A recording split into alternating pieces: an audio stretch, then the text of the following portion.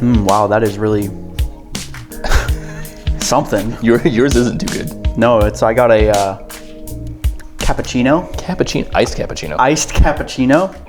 I've never had a cappuccino my entire life, so I was like, I'll get a cappuccino. And then I was like, the barista asked if I wanted it iced or hot, and I was like, what do you think? She said iced, so I got it iced. You got to make up your mind, man. Yeah, you got to go in there just knowing what you want. I don't know what I want, T. I don't know what I want. I want people to tell me what to do. I don't know what to do. I also got an iced drink. This is espresso and some sort of egg white mixture to make it kind of fluffy. Egg white? Egg white mixture, like yeah. Eggs in there? Technically, yeah. Anyway, this is Games Over Coffee, so welcome to Games Over Coffee. Games Over Coffee, welcome to the show. Thank you for checking us out. Yes. We do this show, how often do we do this show? Like almost once a month. Pretty much once a month, but we also have our weekly show, Light Roast, which is kind of like a light version of this. Yeah. More casual. This Light Roast. Yeah. That MIDI metal. Yeah. So iconic. The MIDI metal is so great.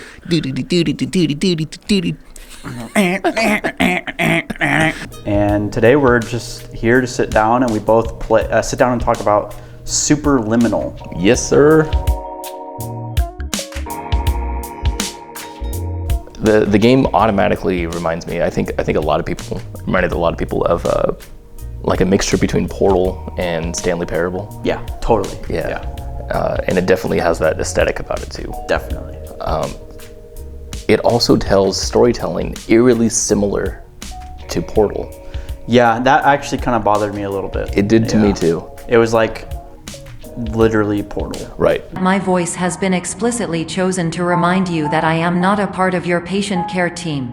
I do not care. Like the first 35 minutes, 40 minutes. Right. Were like a one-to-one Portal. You have your AI voice being sarcastic. A female sarcastic AI voice. Going through an abandoned test facility.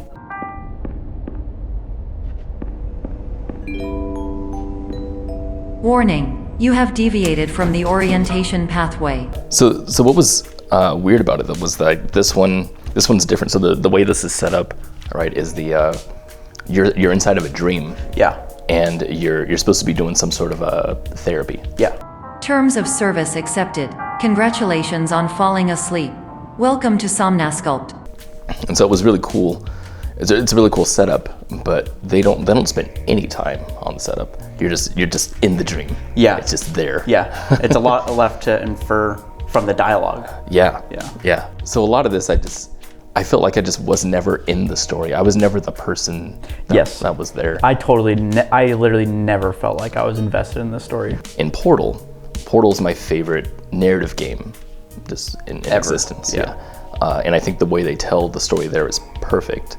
And the way they do it here, because it was so similar to Portal, makes me want to compare them. Well, it was almost like they were trying to pay homage to Portal. Yeah. More so than trying to do what Portal did. Yeah. But they paid homage for way too long. Too long. That's what it felt like to me. Yeah. I could see that. Yeah. They're because then it becomes like something totally different. It does. In the end, it completely derails, which is awesome. But so that first part, Portal does these 2 acts, right? They do the full game, which is the 18 chambers, I think, right? Test chambers, is like a tutorial. It's like a very, very long tutorial. And then you get to the climax of the game where the real game starts on your way to the conclusion. And in here, in Superliminal, there's like you said, it's like an inferred kind of thing because you see an opening clip that explains what's happening in just like in an advertisement. Yeah. And so it's your character, I think, falling asleep is what we see. Somnasculpt, we'll make your dreams come true.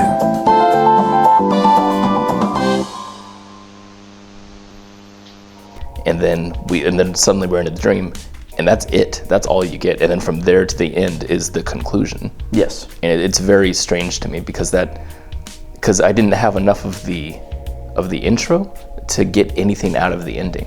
The thing is it's kind of cool because we were talking about how Death Stranding does like this kind of positive thing where other games do like this negative thing. Yeah. In Superliminal, it's about finding comfort. Right. And the theme is about comfort. It's Yeah. really, really cool. That is cool. At the very end, they're saying, oh, the whole test the whole thing was part of the test. You getting lost was part of the test.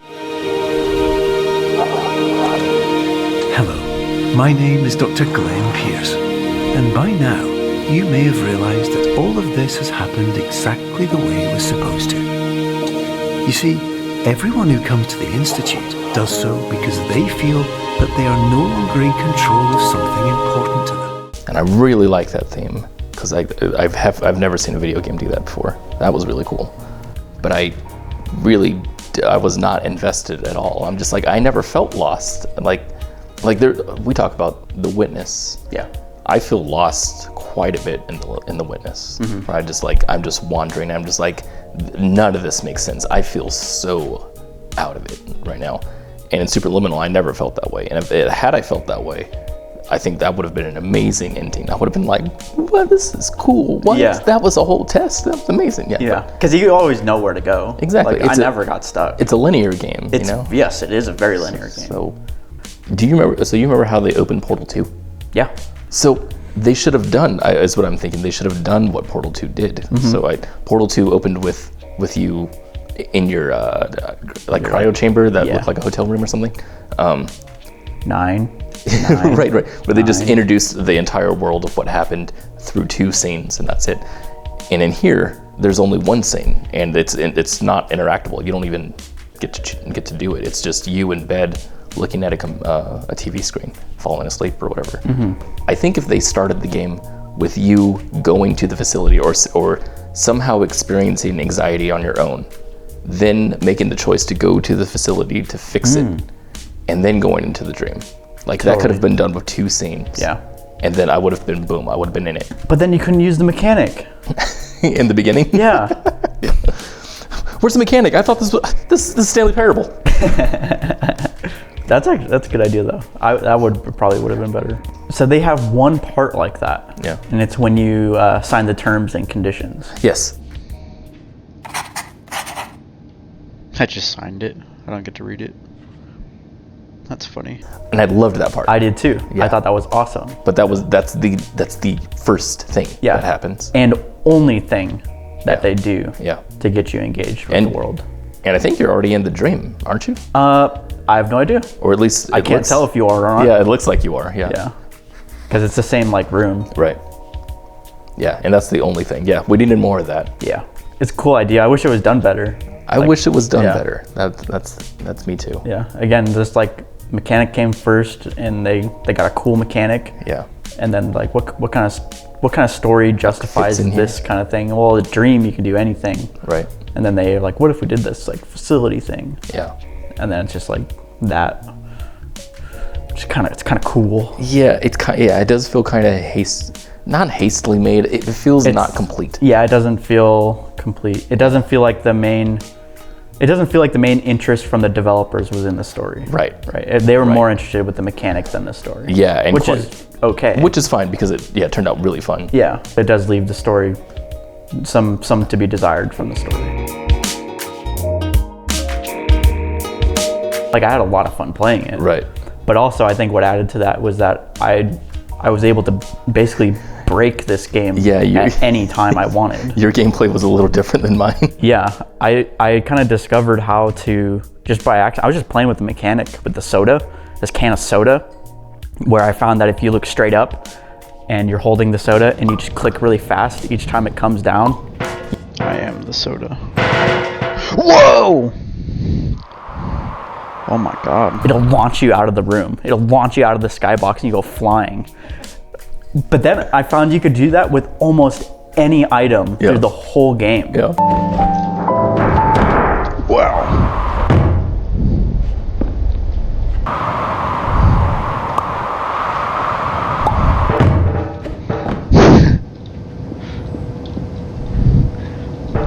Oh.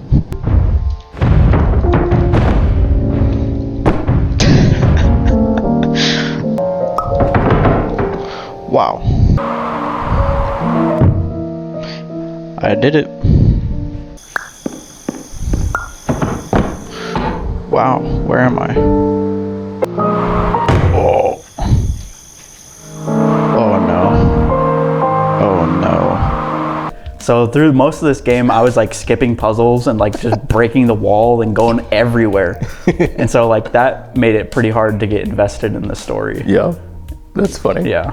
That's funny. I tried actually, I tried not to do stuff like that. Yeah. Because I feel like with just the mechanic of this game of perspective shifting, like it'd be really easy to break some stuff. And there was one time where I almost broke it, where I showed you, I got microscopic. Yeah, that was so funny. Oh wow.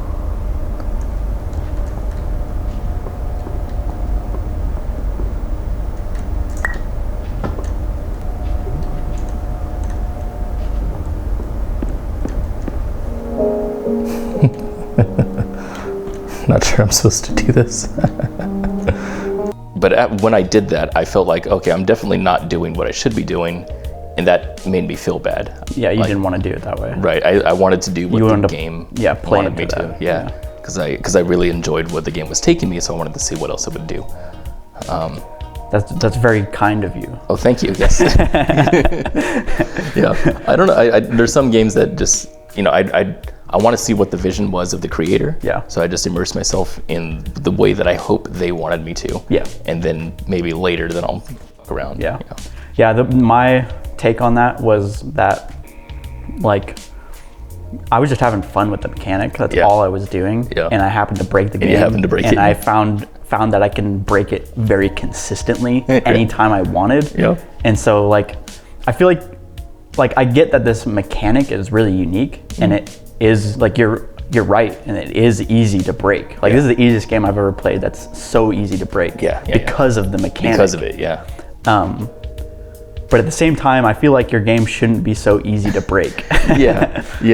I think it's kind of an ambitious... Especially for a puzzle game, because I was like there was one time where I just jumped over a puzzle that you weren't supposed to. And I didn't even use the mechanic.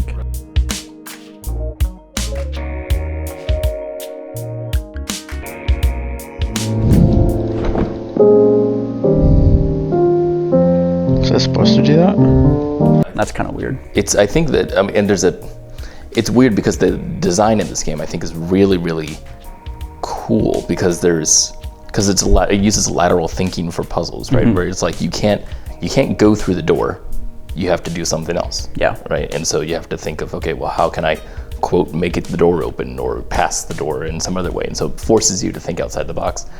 But because of that and the mechanic involved, it's like it pushes you to the edge of breaking the game almost all the time. Yeah. So you do have to like consciously hold yourself back, and I think that's a remnant of being kind of an indie game. Totally. Because if you had tons of money to put into it, absolutely, then you could debug forever. I totally get that. And like, I'd rather have the game be the way it is, kind of easy to break without compromising the mechanic. Right. Rather than like compromising the mechanic and making the mechanic less fun, but not breakable, So like I had a lot of fun playing this game.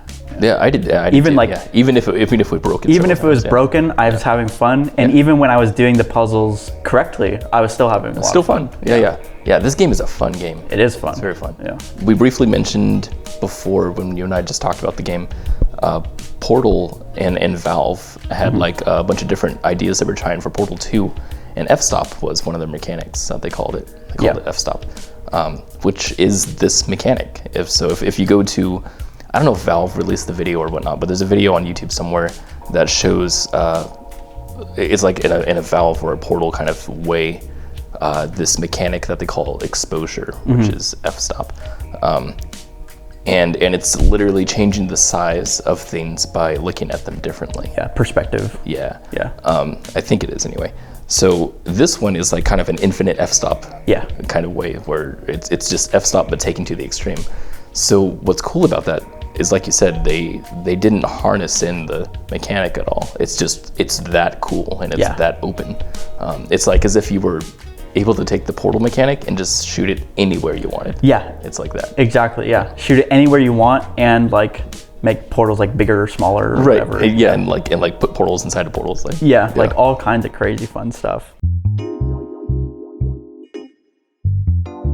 And then they have some really cool perspective stuff in here too. Totally, like perspective stuff. That's like, I love that. I love the perspective puzzles, where you line up the painting and then it becomes the item. Yeah. Which is awesome. Yeah. What's cool about that is it's using an optical illusion that is applicable in real life. Right. Like you see those, like you can go online and look up and find all kinds of cool optical illusions of painters who've painted streets and give it depth and all kinds of fun stuff. And it's like, what can you do with that kind of thing? Well, what if it becomes an object?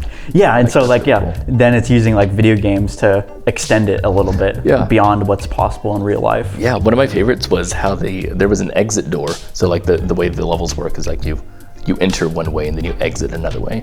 And the exit door was hidden in an optical illusion. Like you had to go behind a pillar to see it, and then it pops up and then that's your exit. Yeah. It's like the coolest thing. That is really cool. Yeah. And there was one, I think when we were in that like Grand Budapest Hotel looking pink place. Yeah. There's one optical illusion where it's like the hallway looks like it has depth, but then as you get close to it, it comes to you. It comes to you, yeah. And then it's like a rectangle that's sticking out. And all it is like, it's literally just an optical illusion. It's not like any coding or magic trickery. It's just a textured cube. Like you could build that. Exactly, you could build that in real life. Yeah. And it's the exact same effect, optical illusion used in Disneyland, right? Disneyland, yeah, Or in the Haunted Mansion. Yeah, yeah. When you're in line at the Haunted Mansion, there's these faces that look at you as you move, they track you. Yeah. And it's using the exact same thing where the face is coming out, right? But it doesn't look like it. What about like those, like the dark puzzles? Like there's like the shadow stuff. Yeah. That was kind of weird. That was awesome. That was hard. That was really cool. Yeah. I really like that. And there's certain moments in games, and I think that was like a magical part for me, really. I mean, like there's certain moments in games where I think there's a perfect moment where a player comes to a puzzle or some sort of realization of something that they just build in their own head, right? You're walking around, and for this instance, we see a dark room, and then we look down and there's a light coming from below. And as you look down and you walk toward the light, then you see wood panels that are just sticking there. And for me, I just put it together in my head. I'm gonna walk across these panels, and the light's gonna show me where to go. And it did. And it was so cool to just build that in my head, think it, and it just happened. Yeah. It was just awesome. It is awesome. Yeah. The one that got me was, I think it was like, you're just in a room and it's confusing because you don't know where to go because there's no exits. Yeah. But then there's one, like, I think it's a shadow that's being cast on the wall, and it's not actually a shadow. It just opens into a black void, but you can't tell. And then you have to walk backwards. And I was like, well, you find like stairs and stuff? Yeah, you find stairs and these signs. It's like, you actually have to walk backwards, and then like the sign appears. I was like, oh, that's cool. Yeah. That's so cool. Yeah, that was really cool. Yeah, I love how, as the game progressed, like perspective became more of a thing. Like you have to use perspective as a puzzle element. Yeah. Like that's really interesting. Like games don't do that. Yeah, it is pretty unique. Yeah. Were there any puzzles that got you stuck? The Apple fan room got me stuck for a little bit. Not as long as I thought it would, because as I imagined some people did. I went to the subreddit and looked at some of the posts. It was hilarious. People get stuck on this one a lot. But like, so you can duplicate the apples and change the size. And so like, people were trying to do what I was trying to do the first time, which is duplicate as many apples as possible so that you just go up the ramp to the Oh, that's crazy. That's what I thought. That's insane. I figured that there must have been a point where they loop over, right? They disappear. For every one you create, one disappears. I don't know. Some guys said that they frame dropped. Oh, really? Yeah. Oh, wow. Because it was hilarious too. The screenshot was literally the left side of the room was completely filled with apples, and they were up. They were still trying to figure it out. They're like, I don't get it. That's awesome. So how are you supposed to do it? How did you do it? It was amazing. I just used perspective. Went to the exit door and then looked back and saw that the apple aligns with the button. Clicked on the apple and it just landed right there on the button. That's really cool. Yeah. The only puzzle that I got like actually stuck on, where I was like this close to looking up a walkthrough. Oh yeah. Was the one where you go down the elevator and it opens up and you're in this hallway. You drop down, and then the exit's a brick wall one way and then open on the other way. And I was just looping and looping and looping, and I was like, at first I thought you had to jump up onto the air duct and go up, but that's impossible. Yeah. But I was getting really frustrated because I didn't know what to do. I was trying to click on everything. Nothing is interactable. Nothing, yeah. And I was like, well, I was frustrated because they were like throwing in a new kind. I felt like a different kind of puzzle, because what you had to do was, and I did find it out basically just by brute force. Yeah. I guess it is perspective based, because the solution to the puzzle is by, if you look one way and keep looking that way, then the brick wall will always be on that side. Oh. And you can control it that way. And so then it was looking at the sign. Remembering the numbers, looking at the sign, which way you're supposed to go to get out, and then making sure the brick wall is on the opposite one. That's interesting. Yeah. And like it felt good to figure it out. Yeah. But I was, and it is, I guess, perspective based. Yeah. Yeah, it is. But it didn't feel like it, because it was so radically different from all the other puzzles in the game. It was like literally where you put your view. Like I'm looking this way and that affects the world. That was so interesting to me. Like it's weird because I'm trying to make games right now, and in the engine I'm noticing, that you can control certain things by utilizing the movement of the character or where they're looking, and stuff like that. And you can use that to trigger other moments. And I've noticed that games don't use that kind of stuff. Like for example, someone looking up or looking down doesn't affect anything else in the game other than just looking up and looking and maybe shooting, in one direction or the other. But in this game, it's almost all based on that. Yeah. It's really cool because it makes me think about other things that you could do with just this things that game makers don't take advantage of, which is really interesting to me. It is interesting. There was one puzzle that made me notice what the game was at that moment, and it was when there was two buttons, and each one you had to activate both of them at the same time to go through a door. Yeah, so use the exit sign or something. The exit sign, just blow it up gigantic. Yeah, I loved that. Yeah, that was cool. That was so cool. That's my word for this whole game is that was cool. Does it happen over and over? Often. That was cool. That was cool. That was cool. I loved. I want to talk about the abstraction part. Sure. So, what did you think of the abstraction part? That was cool. Yeah. That was cool. That was cool. Any other thoughts that come to your mind? Almost no. Almost literally no. I think that's a weakness, by the way, in the game. That's how I started. I started to feel that way too. Yeah. I was like, that was cool. Yeah, that was cool. That was cool. That's cool. That's cool. That's cool. That's cool. That's cool. That's cool. That's cool, the video game. By the end, I was like, it's visually striking. It's awesome. And it's cool. Yeah. A lot of just cool. Yeah. A lot of just really interesting things happening, but the context isn't really there. Again, because it's like a narrative thing too. Right. Like that moment would have been way stronger had the narrative been built up a little bit more. Yeah, had it been more engaging. Yeah. As a player. Yeah, I'm thinking about other stories just in other video games, and it's the ones that have always just made me go whoa in the end were the ones where I'm just right there with the character all the time, And unfortunately, it takes more than just being first person, You need to build some sort of empathic relationship with the avatar. Yeah. Even if the avatar is non-existent, even if it is just you. I want to recommend this game to people, and it's hard for me to. I would only recommend it to if a select person, like I'd have to like know them pretty well. Yeah. I couldn't recommend it to like everybody. See, Portal, I recommend to everybody. Absolutely. I love that you get involved, you know, and almost every game that you're just involved. I'm just like, you got to play this game because it tells a story to you. Yeah. And Superliminal doesn't, unfortunately. I mean, it does, but it's not.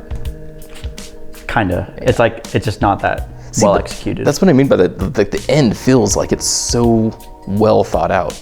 It feels like they really could have nailed the ending, but it just wasn't there. It just didn't mean much to me. It's like they were talking to someone else. It didn't mean that much to me. Yeah.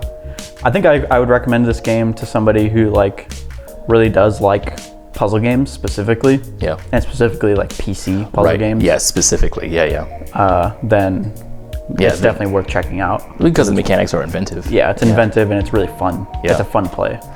If you like Stanley Parable, you'll probably like this. Right. Yeah. I think if you like Stanley Parable, you like this. Yeah. There's another game coming out that I think is riding on the coattails of this one. Really? That's kind of named. It's not really named right now. Named Viewfinder. Okay. Which has taking pictures mechanics. Yeah. F-stop. Oh, I think I saw some of that on Reddit or something. It's really neat. Yeah. But yeah, we'll see what happens with that when it comes out in 5 years. Usually when a game goes viral on Reddit, it's usually like turns out to be a pretty one-note experience. That's so I don't like that. Because it's like something that like works perfect for a 10-second GIF. Right. And it's like, whoa, that's awesome. Right. But then it's like, what else is there to it? Yeah. You need really good writing to turn any of that into anything that matters. Yeah. Exactly. Yeah. It's cool. It's cool. Cool out of 10. That was really cool. Really cool game. Cool game. Neat. Really neat. Seriously. That's great. It was cool. But that's it. That's it. Yep. It was really cool. And it was really fun. Cool. It was fun. Yeah. That's funny. This is really funny, actually. Yeah. We're talking about how a game was really fun, but that's it. Yeah, that's it. As if a game needs more, because it does. Yeah. Well, Nintendo would disagree with you. Ooh. See, Nintendo makes really fun games, and that's it. Yeah. But except sometimes they also do good stories. Yeah, I guess Nintendo has cohesive stories. I don't know. Sometimes. I don't know. Sometimes they do. I don't know. Not always. I'd like to see a sequel to this game, to where the writing is done better. Like bring on a dedicated writer. Yeah. Like That's if me assuming they don't have one already. That dedicated writer they already have. That's what I mean. It's like the theme in the end was so heavy. Yeah. I know that they're like dedicated here. Yeah.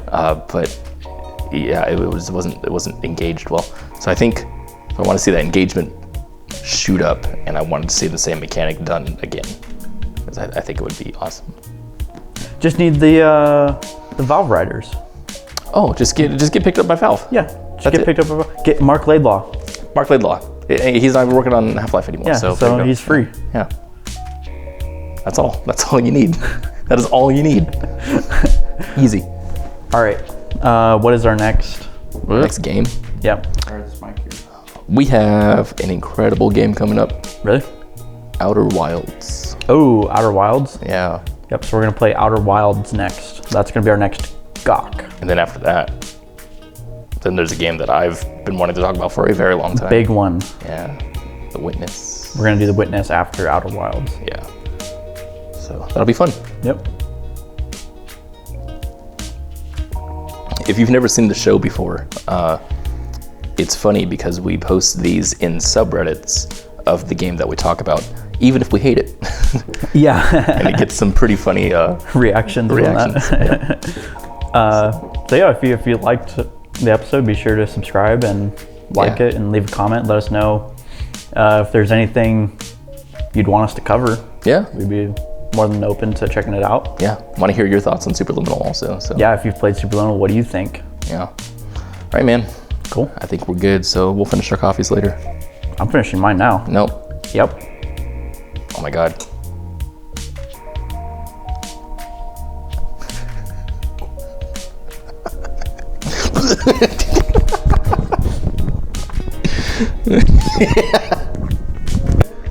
Ew. Oh, that espresso. All at once.